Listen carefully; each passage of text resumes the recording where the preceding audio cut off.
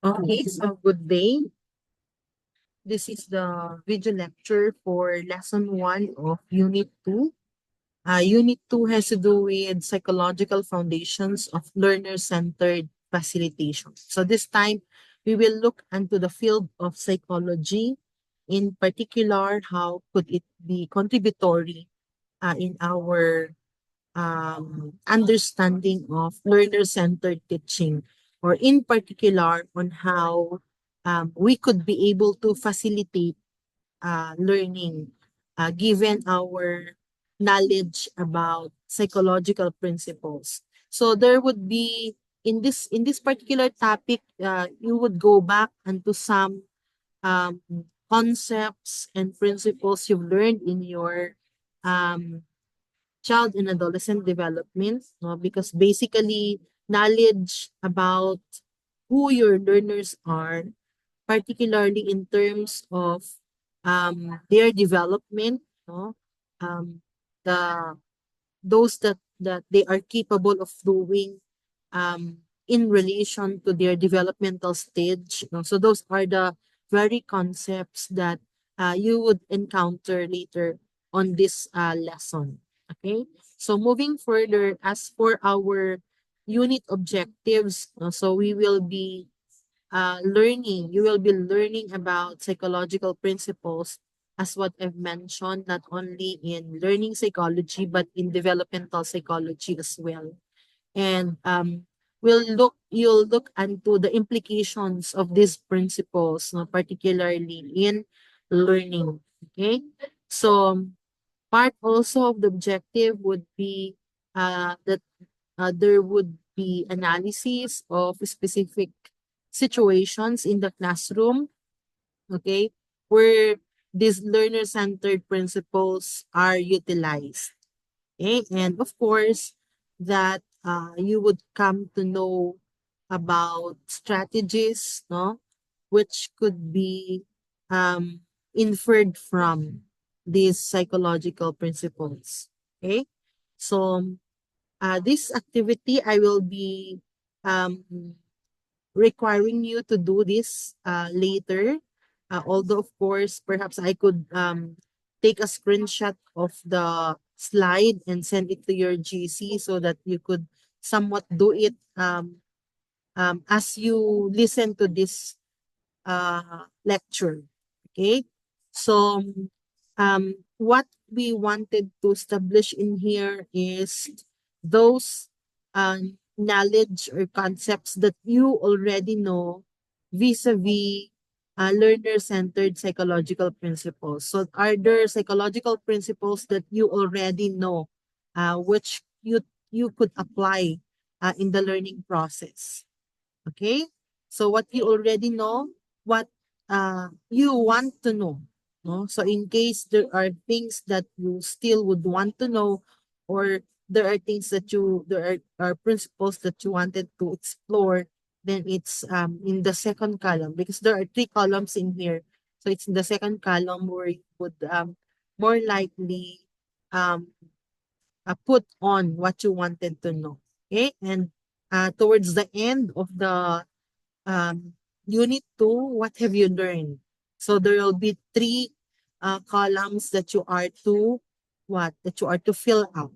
Okay, so the first column would be basically what you know, no, before your prior knowledge, no, before you before you listen to the video lecture. Okay, and then, so we proceed with lesson 1. No? Lesson 1 would focus on the learner-centered psychological principles. And in this particular discussion, we will be looking into 14 psychological principles. Okay, so we will be specifically um, zeroing in on how these psychological principles are applied in the classroom. Okay, and how could it help uh, teachers, no, um, in their attempt or their goal of what um, handling the class, no? Using the learner-centered approach. Okay?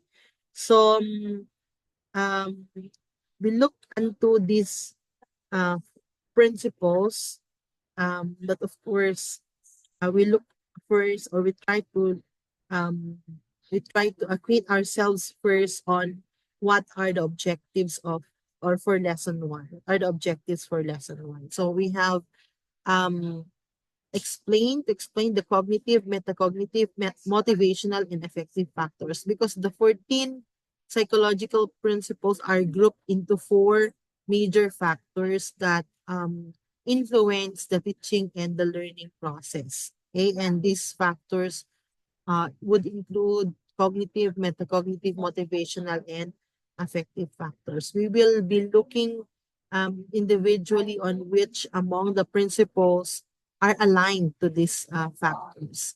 Then, of course, that we would summarize using a graphic organizer. No?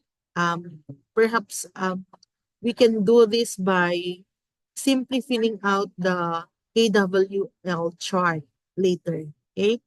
And then cite classroom strategies that manifest the application of the principles. I think in relation to the unit objective, which we just mentioned earlier. Okay? Now, before moving further on the 14 psychological principles, we try to define what psychology is and in what way can psychology be contributory to our understanding of learner-centered facilitation. Okay? So it says here on this particular slide that psychology plays a very important role in understanding the teaching and learning process. No? So many innovations in the learning process have been made possible because of the contributions of psychology. As to what are these contributions, we will be uh, discussing it as we move onto the succeeding slides. No? But let's try to have a grasp first on what psychology is as a scientific discipline. Okay, so I know that this is not the first time that you would have or that you would hear um, this particular discipline, or psychology, because you have had in your curriculum psychology related subjects. So um, in your during your first year, you have had your understanding the self. No? That's the first time, most probably you were introduced into the field of psychology. So psychology actually is the study of human behavior and mental processes, because if we look into um, the the etymology, no, the etymological definition, no, it's the science of the mind. Okay? So, the contemporary definition of psychology now is that it is a science of human behavior and mental processes. So, we therefore perceive psychology as a scientific discipline, and as such, it makes use of what do you call that? um, Objective methods, no, in our attempt to understand behavior. It makes use of scientific methods, no, like there are a lot of literatures in psychology that were actually result of experimentations, no, theories that we learn in psychology that actually are, as what I mentioned, product of scientific methods. So psychology help educators and teachers understand the nature of the learners, no, particularly how diverse the learners are, no, the differences, the individual differences, no, that each learner actually possess, no. So uh, from the very fact that we differ in terms of um, how we comprehend things, how we perceive um, things, no? Even as to personality, we differ. Even as to intellect, no? Our capacities as well is one of the um, factor, or one of the um, differences, no, characteristics that we actually differ from one another. Okay, so herewith are just but some of the contributions of psychology when it comes to learning and curriculum development. So we have the development of teaching method, no? So the teaching strategies which are responsive to the needs, interest, and to the kind of learners that we have. Okay. Identification of learning styles, no? So in fact, there are a lot of tools, no, which could measure learning style, but basically the bottom line there is that even the concept of learning is a psychological concept, no? Learning actually is a psychological concept because we talk about cognition, we talk about perception, um, we basically look into differences, no? When it comes to not only personality, not only intellect, but also learning. Okay? It focuses on active learning and on the personalization of learning. So what we just simply mean in here is that we consider the individual differences of our learners, no, in the learning process. And how could we as teachers be able to respond, no, to these differences? No? In what way could we modify, or perhaps modify our approaches, or perhaps in the development of our activities, no, what are our considerations, no? So all of these actually are um or would make use of psychology, no, for us to have a better grasp of who our learners are, and for us as educators, no, to be able to actually be of help to them, maximize their capacity to learn. Okay, so what is the history behind the psychological principles? Uh, how come there is a literature on these psychological principles? So this actually emanated from the American Psychological Association. So specifically in the year 1997. So if you happen to read the PowerPoint, the learning content I've sent to you, no, you might have read that the psychological principles actually were an offshoot, no, of this endeavor by the American Psychological Association. Ano ba yung American Psychological Association? So it's actually a scientific and academic and scientific organization, psychological organization in America, no? So in the Philippines, meron tayong tinatawag na um, Psychological Association of the Philippines. Yun ang counterpart ng American Psychological Association, no? So APA actually in the year 1997 came up with a task force, no? So they called this as a task force on psychology in education. So the role of the task force is to conduct further studies and researches in both psychology and education. So this task force actually had worked into these fields, no.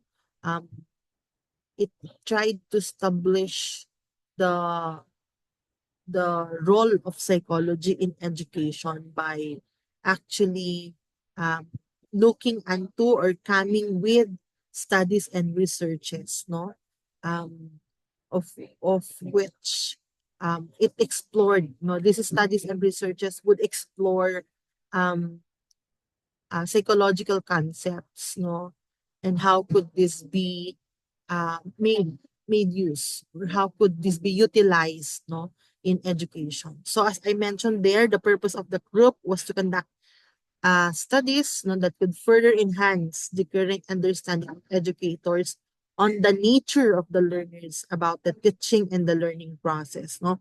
Because you see, it's a basic dictum that for an educator, no, to actually um, be able to penetrate, or what word could I say, for an educator to be effective, no, uh, facilitator of learning.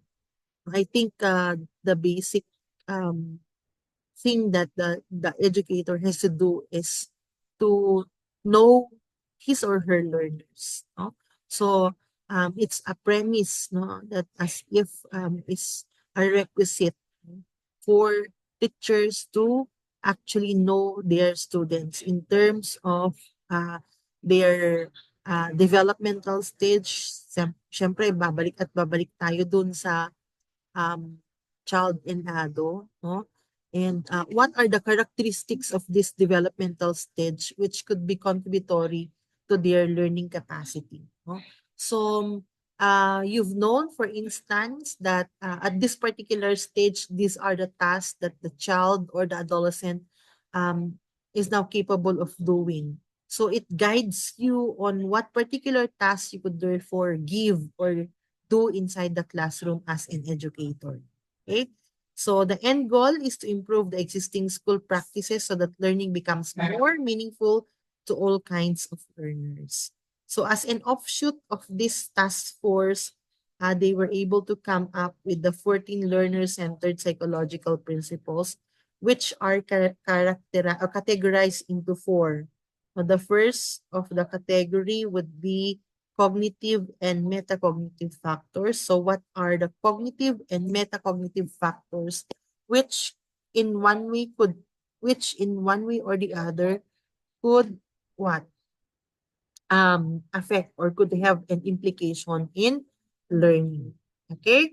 Then what are the motivational and affective factors as well, no? That may influence learning. Okay?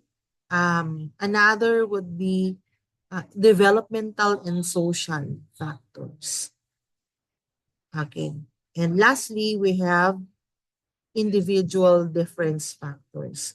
So when we refer therefore to the 14 learner-centered psychological principles, these are as if factors that are contributory to the learning process. So whether we like it or not, in one way or the other, these factors would always have implications in the learning process. Okay? And hence, as educators or in your part as future educators, there's a need, no, for you to know these factors so that you would be able to also you would also be able to know how you could be of help, no, on the part of your learners, no, whenever um, these factors come into play. So what would be your sort of strategies, no, say for instance,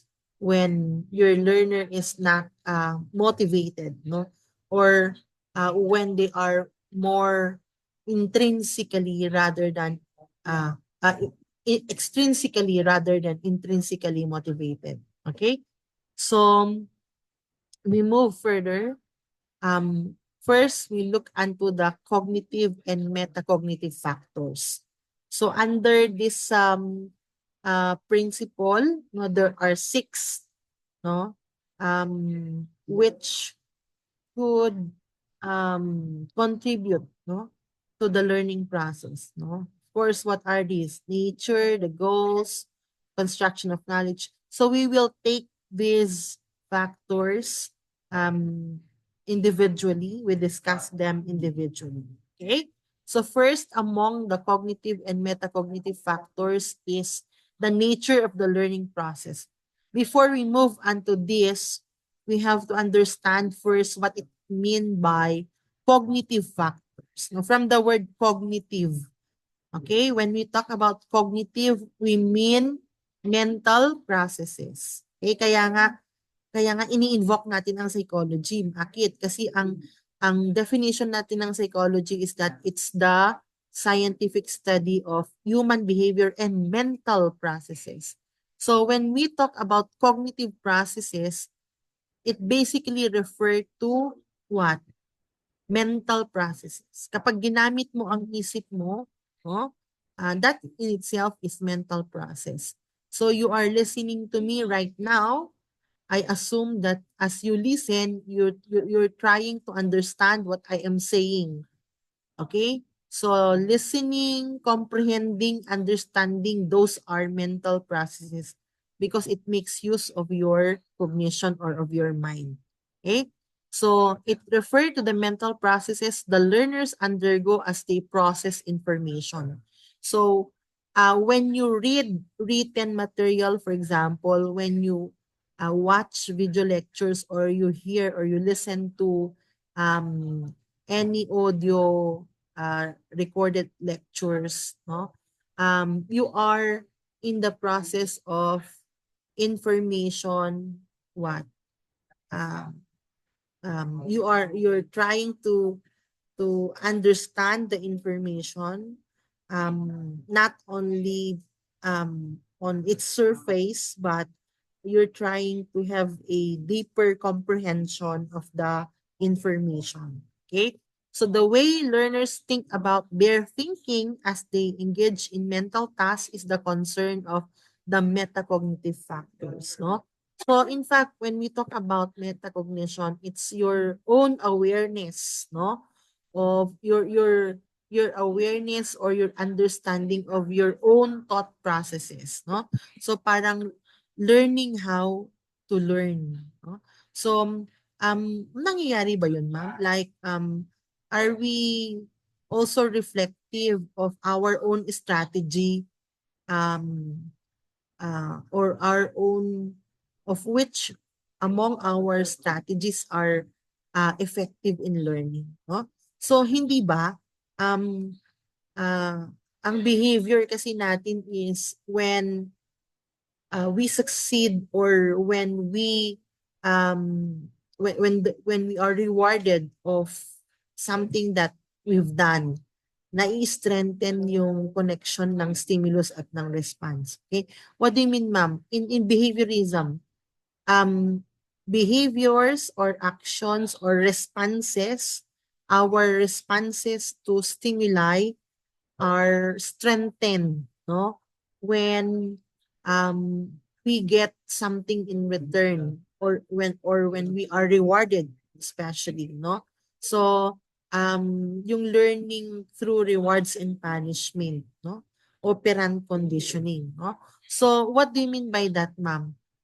Like when for instance, because this is how you think you could effectively learn? Paano ba kayo mas naging effective when you encode information, no? So so magkakaiba tayo actually ng learning style, no? Meron sa inyo yung auditory, kapag nakikinig kayo ng lectures ay mas effective para sa inyo dahil mas nare-retain, no?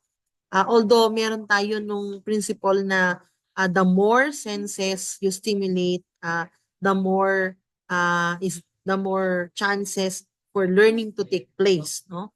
Although again, babalik tayo dun sa individual differences na meron sa atin yung auditory, meron sa atin yung tactile, no? So it depends upon your learning style. But when we talk about metacognition, you're simply so much aware of how you learn effectively, no? So sa tingin mo ay mas effective kang learner kapag ikaw ay halimbawa hindi lang nagbabasa ng tawag diyan, learning content na pin-provide sa'yo ng teacher mo, kundi kapag ginagawa mo din. Ibig sabihin meron ding application yung concept or yung principle na dinidiscuss ng teacher. Okay, so what I mean in here is that there is consciousness on us that this is how I effectively learn. That is what it meant by metacognition. Now, as to this principle or factor of um, the nature, no, of the learning process. What do we mean by here? The learning of complex subject matter is most effective when it is an internal process of constructing meaning from information and experience. So I reiterate what I've said, that um, you all the more embrace learning, or you all the more appreciate what you're learning when it is connected to your experience, or when you are given avenues for you to apply what you are learning. Okay? So teachers therefore play a significant role in guiding learners to become active, goal-directed, self-regulating, and to assume personal responsibility for their learning. Okay? So if there's someone who is most likely responsible, no, of their learning, it must be the learners, no? The teacher's role is more of a guide, no? So um the learning activities and opportunities provided by the teacher are very important situations where learners can integrate knowledge and concepts to their own experiences. No? So, what therefore is the um, what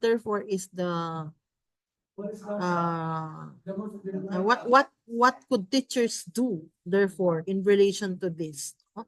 So it's more of how your learners are able to provide you with activities, or what sort of activities um, are given to learners, no? Are they activities which could substantiate, no, what is taught in class, no? Are these activities which could help the learners understand better the concepts that are discussed in class? So these are actually input for teachers, no? That should there be learning activities, should there be learning opportunities given, this must bridge experience, or this must actually help the learners understand the concepts completely. Okay? Now, another would be the goals of the learning process. The successful learner over time and with support and instructional guidance can create meaningful, coherent representations of knowledge. Okay, so it says here learners need to be goal directed because their goals will drive them on what they are supposed to do and achieve. Okay, so remember, it says here the principle um, we are trying to understand is goals. What are your learning goals? Okay, match that in every lesson. There are lesson objectives or goals. No, as learners, in the very first place, you must be you must also have clear what learning goals. Okay, so what is it that you wanted to achieve? Like your teacher most probably have oriented you of the nature of the subject matter, or of the nature of the course. No? So during the start of the class or the semester, when the teacher gives you the syllabus, the teacher already orients you as to the content of the course. And the teacher also would orient you as to whether this is what a general education course, or whether this is a board course, no? So, given these facts, no, what goals do you make, or what are there goals that you have um figured out, no? So that at the end of the course, most probably, or at the end of each of the units of the course, you're able to learn something, no? So perhaps I mirror it back to you, no? So knowing, for instance, that FLCT, Facilitating Learner-Centered Teaching, is a board course, no, what are the goals that you've set for yourselves, no, in relation to this course? Okay, so teachers have to guide learners in terms of determining their personal goals. Okay, so it's not only that you memorize the concept, that are given, the concepts that are discussed in this subject, no? Because you see, rote learning or memorization is the lowest of the learning skills, learning and thinking skills, no? So what matters most is that you're also able to relate it, no? Kasi usually ganun naman. Kapag may mga iba kayong mga prof ed subjects, interconnected yung mga concepts and principles. So how could you um connect, no? These concepts that you've learned in your FASI to that of the other concepts that you learn in other courses that you have, no? And how could you be able to synthesize them and make use of them in your future um goals, or in your future um what do you call that? Career as teachers, no? So, sabi dito, they need to set their own goals, not dictated by others, to ensure their willingness to achieve them. Meaningful learning takes place when what is presented to them is very much related to their needs and interests. So we always go back unto our characterization of what LCT is, no? um we made mention about LCT, uh considering of which it considers the characteristics of the learners, the needs of the learners, no, the motives and even the interests of the learners. So we always have to bear in mind, no, that particular characteristic when we what when we talk about, no, our goals, no. So perhaps in addition to that, we look into other things, no, that we have to um bear in mind, no, in relation to this one. So sabi niya, the way teachers, okay, meaningful learning takes place when what is presented to learners is very much related to their needs and interests, no? So the way teachers and learners' families motivate them or motivate learners is critical, no? So when learners have a good understanding of the concepts discussed in school, most likely they can reach long-term goals, and it adds up to their motivation to succeed. Okay? So you bear that in mind. Uh, it always have to be uh, we, it always have to be in consonance to the goals that we have as learners. Okay? Now, another is construction of knowledge. The successful learner can link new information with existing knowledge in meaningful ways, no? So you always have to go back into constructivism. Okay?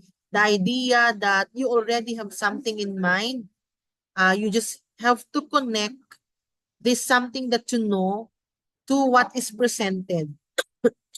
So in this particular discussion, for example, what are the things that you already know and what are those that you wanted to know, which can be which can be discussed or which are presented by the teacher.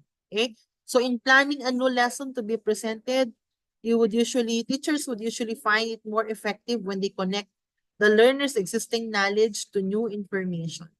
So integration of prior experiences to a new concept to be learned is a way of making connections between what is new and what is already new. So the gap between what is known and what is it that you wanted to know must be bridged, and that's where your teacher comes in. Okay? So when you are able to link what is the new information that is presented to that of what you already know, no?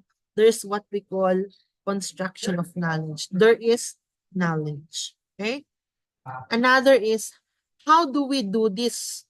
No? How can we learn successfully? How can we say that we are effective, no, learners. Okay, so the answer there is strategic when we are capable of manifesting or doing strategic thinking. So what about strategic thinking? It is your ability to use knowledge in different ways to solve problems, address concerns and issues, decrease difficulties in certain situations, and make sound decisions and judgments in varied conditions. No? So a successful learner can create and use a repertoire of thinking and reasoning strategies to achieve complex learning goals. No? So while the learning goals, as I mentioned earlier, or the objectives are already presented usually before the discourse or before the discussion, no?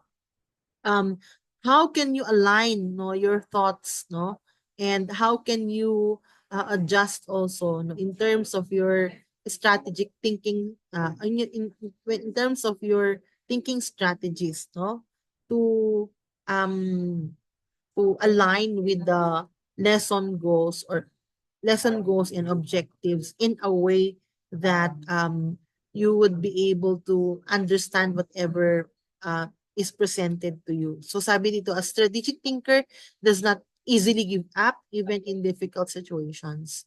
No? So whenever you are challenged because there are difficulties, for example, in trying to understand new concepts, no?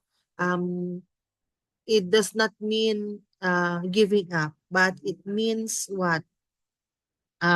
You continuously discover, no, other ways, no, for you to be able to understand, no, those you could hardly understand, give solutions to those which needed solutions. No? Teachers are supposed to give students opportunities to learn, experiment, solve, and explore new ideas and concepts. No? So in fact, when uh, even when teachers want um, comprehensively discuss siguro uh, the learning content, although of course that would still form part of their responsibilities, no, to help you understand or to unify your understanding on the learning content, no. But just the thought that you have the capacity actually, no, to be so creative and to strategically think about or your strategic thinking, no, um this simply proves that you are capable actually of what comprehending whatever it is given to you, whatever material, learning material, no, that is given to you, no. So kumbaga parang scaffolding na lang ang ginagawa ng teacher in terms of activities, no, which could help you explore more the concepts, no, that you have to understand. Okay? Then we also have thinking about thinking or metacognition. Okay? So kanina yung binabanggit natin yung learning how to learn. Okay? So in relation to this, we have thinking about thinking. So higher order strategies for selecting and monitoring mental operations facilitate creative and critical thinking because that is our goal for our learners, no, to at least be at par with other learners in terms of the needed skills, no, for the 21st century learners. Okay, so it says here that one of the most challenging teachers' role is to develop among their learners higher order thinking skills or the HATS. No? This means that learners can do evaluation, synthesis, analysis, and interpretation of varied concepts, information, and knowledge. So this can be gauged not only through assessment, but even when it comes to how you practically understand, no, learning contents being given to you, no.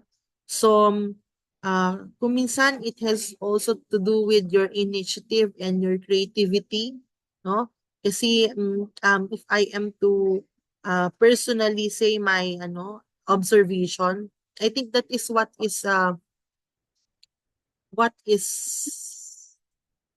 di naman lacking, no?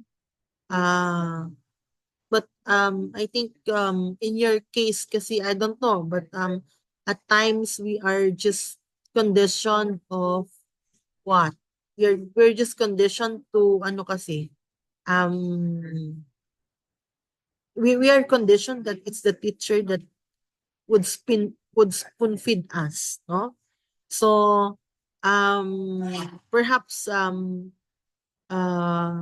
it could also be effective when teachers would give you the learning content and then what you understand it on your own. Perhaps a teacher would give an activity to gauge whether you have understand the learning material, okay, and then process the activity, and that's it. Okay, so in this way, perhaps you could be conditioned to be more independent, no? And to learn on your own, no? I mean, to at least be reflective, no, of whether how you comprehend things are supposed to be in a manner uh, that is parallel to that of the teacher, no? Or uh, yan, sabi dito, learners develop their thinking skills when they are provided with opportunities and learning experiences to process varied events and situations, specifically if given real problems. No? So, perhaps since we are talking about learner-centered um, facilitating learner-centered teaching, no? The best way for you to appreciate this course would be for you to what? For you to deliver later on activities which make use of the different strategies which are learner-centered. Okay?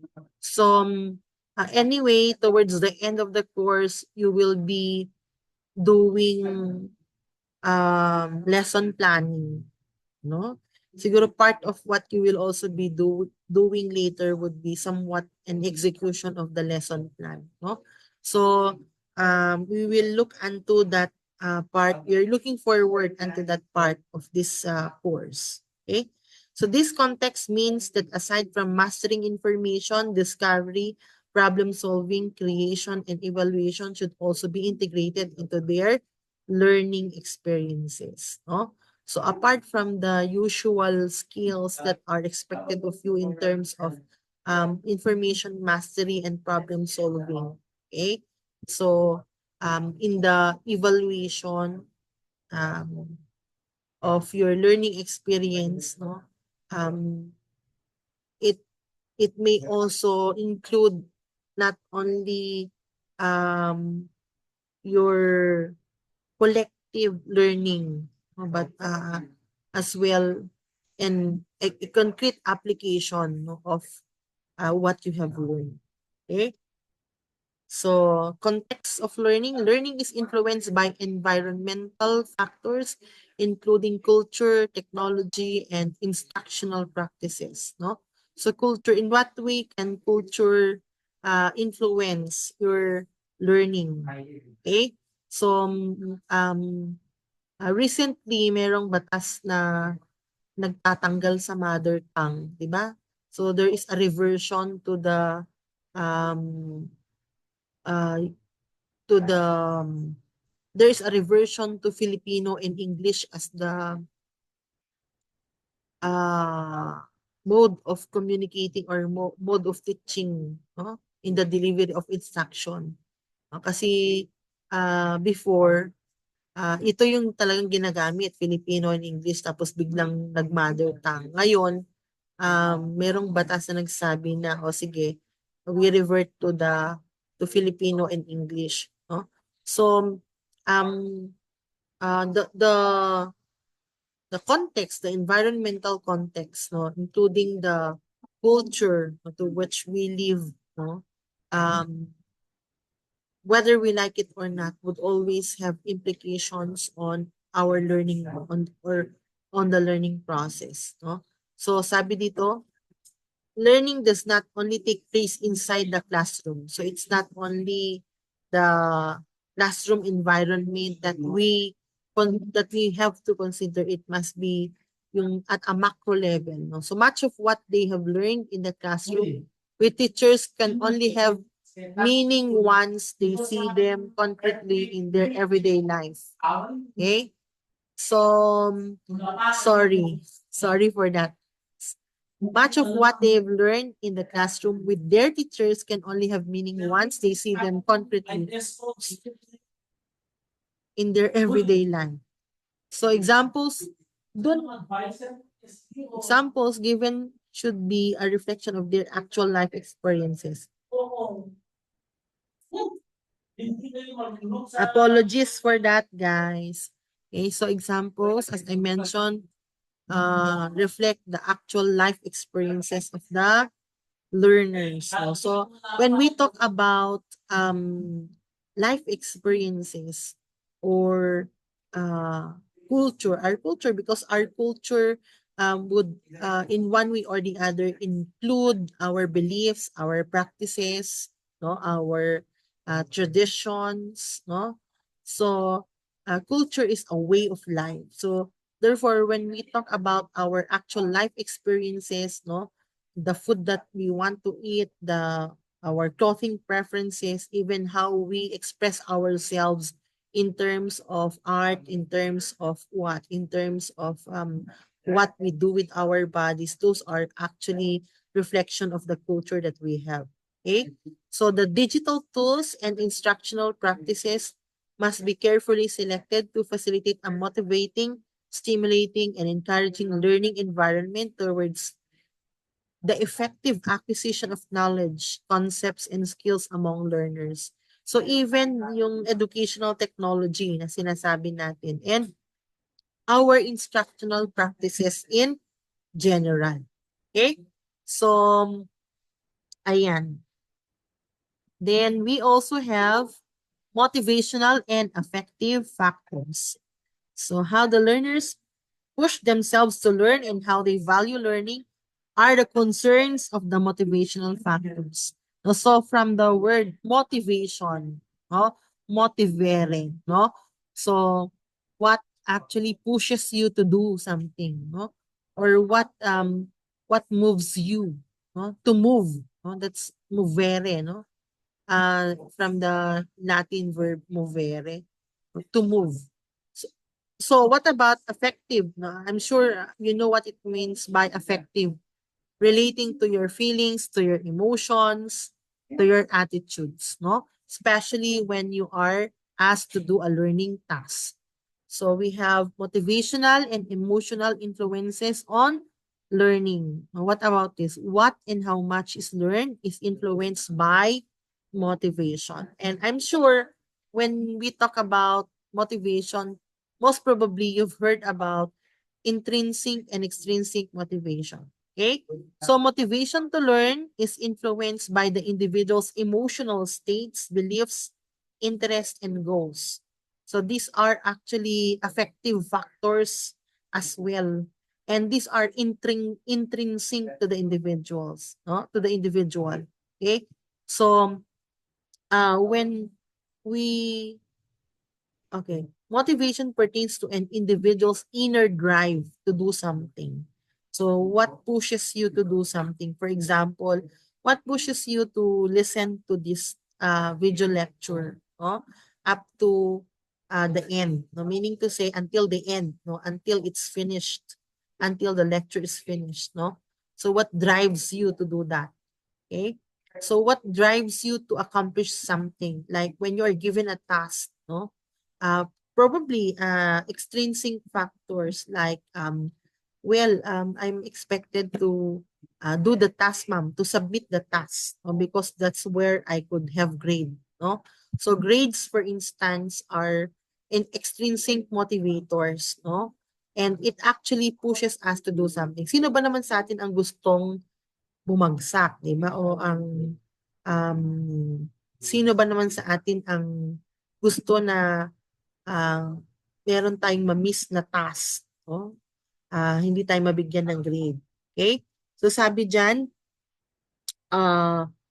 the level, okay, to pursue a goal, to learn and master a skill, or just to discover without necessarily being forced or pushed by somebody. That's what motivation is, no? Particularly intrinsic. The level of one's motivation would also determine the extent of one's ability to accomplish his desired task. The way teachers motivate their learners, therefore, or is then crucial to make them actively engage in the learning process, no? So are you also being motivated by your teachers, no? Do you also find motivation from your teachers, no? Okay? So we also have intrinsic motivation to learn. So in relation to motivational and affective factors, or in relation to number 7, which is motivational and emotional influences. Okay? So the learner's creativity, higher order thinking, and natural curiosity all contribute to motivation to learn. Intrinsic motivation is stimulated by tasks of optimal novelty and difficulty relevant to personal interest and providing for personal choice and control. Okay? So I kept mentioning about intrinsic and extrinsic motivation. You just have to bear in mind kapag sinabing intrinsic, that is something within the person. So what is in you that keeps you motivated, that keeps you going? Okay, perhaps your abilities, no? Your goals, the interests that you have, no? Um, are intrinsic drives, no? So they are you are trying to learn, you are struggling to learn to understand each of the learning content given to you by your teachers, because for you that is a source of personal gratification. No? So kapag natuto kasi ako, ma'am, kapag naintindihan ko yung ibinigay sa akin na learning content, that for me is a source of satisfaction. So that's intrinsic motivation. Kapag nililinang ko yung aking pangunawa sa mga aralin na meron ako, para sa akin yan ay isang rason na para ako ay matuwa o maging masaya. So that's intrinsic motivation. While if it's external, meaning to say if your reason of why you are motivated, no, if the drive comes from the outside, say for example, any tangible reward, no? Kaya ako pumapasok, ma'am, kasi ayokong ma-absent. Baka i-mark mo kasi akong absent, ma'am. Ah, deduction pa sa aking class standing or class attendance, no? So, if the motivation is anything that is outside the self, no? Grade, for example, or kaya ako pumapasok regularly, ma'am, kasi nakikita ko yung crush ko na nasa room. No? So, external. Okay? So, the person engages into the activity or task, no? Especially in the learning process, no?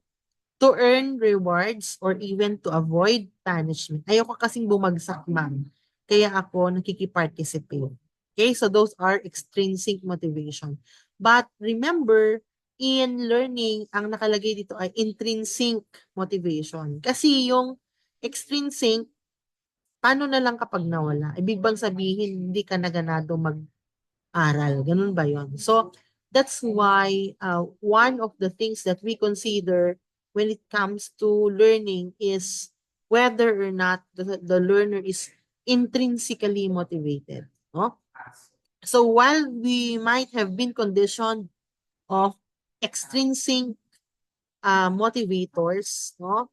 The disadvantage is when we no longer we're no longer interested to learn because there are no external rewards that are at stake, no? So yun din yung danger kung sa murang edad ay sinanay mo yung bata na panay extrinsic ang motivators niya. no?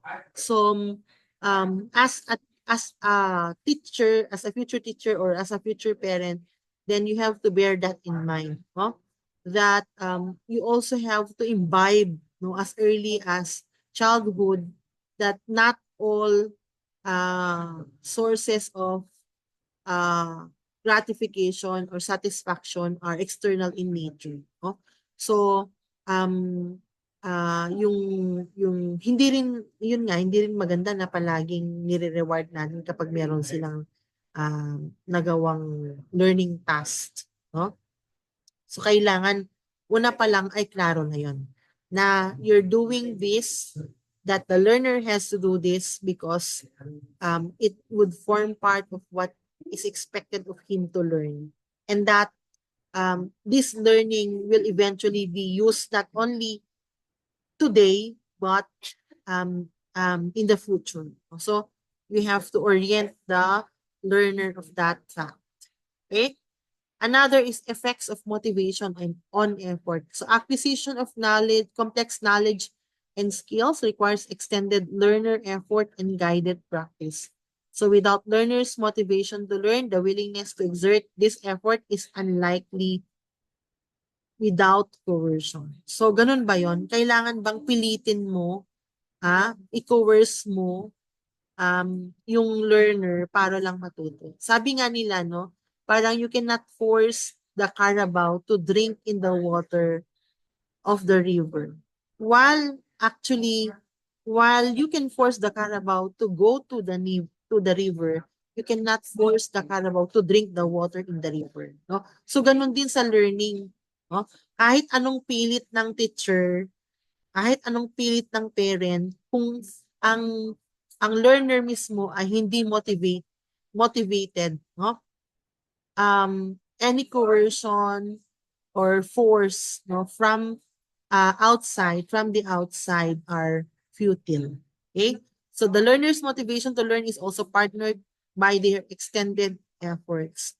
Teachers facilitate learning opportunities and experiences that encourage learners to exert time and effort, and at the same time commitment and enthusiasm towards a task they have to do and a concept they have to learn. So it is through the teacher's encouragement that they will have to do tasks with quality and not just for compliance sake. Kung minsan yun ang nagiging problema, no? You submit tasks for the sake of having something to submit. Ah? You don't maximize um the purpose of why you are doing the task. Bakit kaya may pinagawang ganito si teacher? No? So, it's not only for the sake of what? Having something to submit, no? But it's more of reflecting most likely on whether you really have learned what your teachers are expecting you to learn. Okay? So it's not just for the sake of compliance, but it's for the sake of learning. Okay? Then we also have developmental, social, and individual differences. So under this, what are the developmental and social factors and the individual difference and the factors along individual differences, which are also critical, no, in learning. Okay, so what are developmental factors? No? So babalik tayo dun sa concept ng child and ado natin. Development refers to the way that people grow and change as they age. So again, we made mention of development as change that are not only quantitative but are qualitative. Okay? Social factors pertain to the influence of other people. So from the word social, society, the influence of the people in the society or in the community when it comes to your acquisition of knowledge, skills, and attitudes. And when we talk about individual differences, I'm sure you know what that means. We have made laborious discussion on that in child and adult, no? So what distinguishes you from others, no? Basically, we talk about psychological traits, personal characteristics, cognitive, and even emotional components. Okay? So, under this, we have developmental influence on learning. as individuals develop, there are different opportunities and constraints for learning. Okay? Learning is most effective when differential development within and across physical, intellectual, emotional, and social domains is taken into account. So, knowledge, therefore, on these domains are essential, no, in curriculum development, in um, in your preparation for the learning activities, and even in assessment. Okay? So a lot of times learners are not learning well because there is a mismatch between the learning activity and the learner's developmental stage. And sad to note that our curriculum in the country, no, if you are to ask my personal share on this, no, natuto naman kami noon ng walang masyadong komplikadong subject sa English o di kaya sa math o di kaya sa science. O siguro kasi nag-iiba na rin ang curriculum, pwedeng yun ang dahilan. Pero masyado kasing OA ang mga tinuturo na ngayon sa elementary, no? Who among you have siblings or cousins, younger cousins who are in the elementary, no? Um, the the lessons that an elementary pupil has now or have now actually, no? Um, are not developmentally appropriate, no? So, parang parang nagturo ka ba ng anong klaseng math ba 'yan, no? Algebra, may algebra ba o di kaya ay trigonometry, no? Exage man, pero parang nagturo ka na ng trigonometry sa isang second grader o di kaya ng gymnastics sa isang first grader, no? So, what I am trying to say is that um, curriculum planners are probably not mindful of whether the curriculum is fitted to the developmental stage of the learners. Oh? Masyadong marami tayong mga sinisiksik na mga knowledge.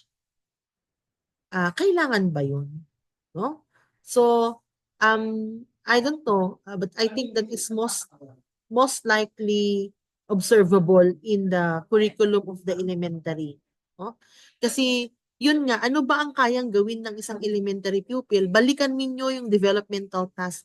Balikan ninyo yung cognitive stages of development ni Piaget. O siguro kung hindi pa ninyo yun naaral, aaralin natin ang mga stages na yun. At makikita natin na in the elementary stage, concrete learners pa lang concrete learners pa lang ang mga batang nandoon sa stage ngayon. So paano ba sila matututo? Well, concretely, no? In fact, simple arithmetic pa 'yan, no? Ngayon, anong mga lessons ba sa mathematics ang tinuturo na, no?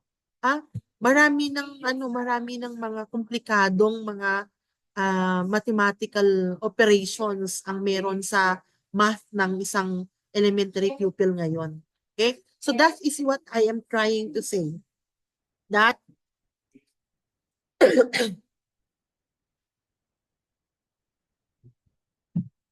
teachers and professionals actually are or should be knowledgeable about the different developmental milestones of learners. So that probably is the reason why you have child and ado in your curriculum. Oh, para malaman ninyo na sa edad na ito ang mga skills na kaya nilang gawin. At therefore, kapag nalaman mo ang characteristics ng mga batang ito, yung stages nila, kapag nalaman mo ang kanilang physical development, cognitive development, emotional development sa stages na to, oh, it's where that would actually serve as your springboard, your baseline in coming up with activities. Or that would be your basis as well in the strategies, no, that you would make use so that they would more likely be able to understand you when you um, teach them. Okay? They should not be, okay, ito yung naging, di ba, hindi ko alam kung nag-a-attend kayo. Siguro hindi pa ninyo yun, hindi pa ninyo yun preoccupation. Recently, meron kaming seminar sa PAFTE, no? So, ito yung Professional Association of Filipino Teachers and Educators, no? So, alam nyo kung ano ang isa sa mga problemang pinresent nila, no? Na ang gagaling sana ng mga programa natin, ang gaganda sana ng mga programa natin. Kaso lang parang dichotomized, parang hindi nag-uusap ang higher education with the basic education with the technical and vocational education. So, meron tayong mga ahensya na in charge sa higher education, yun yung CHED. Sa basic education, yan ang DepEd. Sa TechVoc, yan ang TESDA. No? So, trifocalize tayo.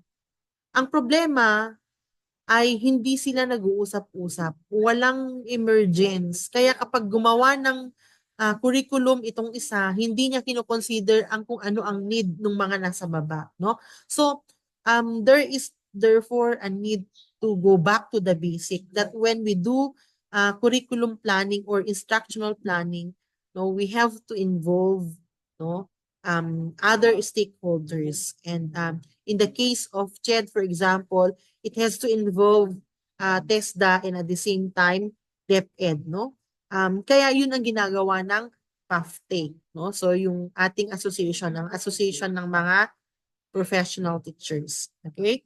So they should always collaborate, no, with stakeholders like school administrators, even counselors, parents, guardians, and the community in general, no, when it comes to instructional planning and curriculum development. Okay?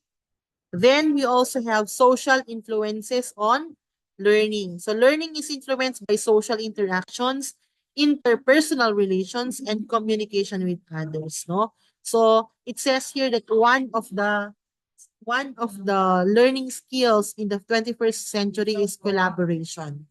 So, what is collaboration? From the word itself, we collaborate. We actually engage into interaction with other learners in the community. We work with others. No? So, in the instructional setting, ah, as I mentioned, we interact not only in the classroom, that there must be collaboration, no?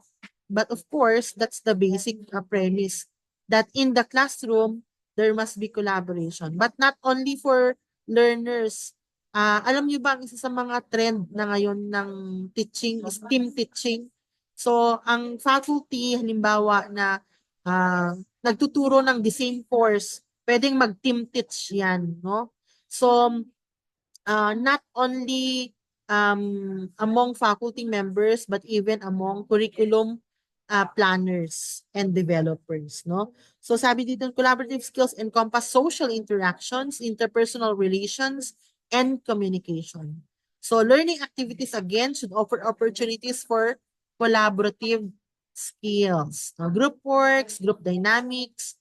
Okay, so ito yung sinasabi ko na ito ang pwedeng challenge, isa sa mga challenges kapag what? Kapag online class, no? Although hindi pwedeng rason sana o hindi ito rason na walang collaboration. Kaya siguro kung ang ano natin is meron tayong mga activities, no, na of which you are to interact with other learners in the classroom, no? So ayan, ano pa? When learners work with peers and classmates, they learn to appreciate and respect diversity. Okay? Now, what else? We look into individual differences, no? This factor, in what way can this actually be contributory to the learning process? This is actually embraces the idea that learners have different strategies, approaches, and capabilities for learning. No? So there is a diversity when it comes to our understanding of our learners. No? So each of us, each of you have different learning styles, intelligence, potentials, learning preferences, and even cognitive abilities, no? Which are products of those that you inherited and your environment, the environment where you were raised. Okay? So what is the implication of this in the learning process? That when it comes to the role of the teacher, they must assist and support learners in terms of what? Identifying your learning style. Which among the learning styles you have are most effective? No? So, your teachers must help you realize this. Okay? What else? What are your dominant intelligence and the skills, the potentials that would actually help you, no, maximize your learning? So, there must be a realization of all of this, and the very person who could help you realize this would be your teachers. Apologies for the noisy background. Yeah, that's the problem of this mode or platform of instruction. Okay? And 13 would be learning and diversity, no? So learning is most effective when differences in learners' linguistic, cultural, and social backgrounds are taken into account. I think this had been emphasized in the previous slide, no, when it comes to learning differences. So what is the implication of this in our strategy? No, sabi diyan, multicultural teaching. Okay? So in multicultural teaching, the teacher considers the background, the diversity in terms of the background of the student, no, in terms of their linguistic, cultural, and social backgrounds. So if language is a barrier, no, then the teacher must be a multilinguist, no? Agilocano na duma, magitawit, magtagalog, mag-English, no? For as long as, no, the teacher is able to articulate himself or herself and is able to expound on the concept, no, um, using diverse language which the learner can readily understand. Okay? And lastly, we have standards and assessment. So even the even in assessment, no, it must actually take into consideration what the learners, no? In terms of their strengths, their weaknesses. Kaya nga hindi maganda na isa lang ang strategy mo sa assessment, no? There must be diversity kasi meron yung iba good in oral, meron yung iba good in written. Meron yung iba good in group work, meron yung iba good in individual outputs, no? So, engaging the students learning, the teacher has to consider diversity also when it comes to assessment strategies, no? So, um, sabi diyan, teachers would be able to determine what kind of support, no? The teacher's role also when it comes to assessment, standard in assessment is that the teacher is able to determine who among you needs more scaffolding. Okay? So, I think this is where it ends for lesson 1. Uh, thank you for reaching this part of the lecture discussion. Next meeting, we'll look into, or next video lecture would be lesson 2. So, thank you and good day.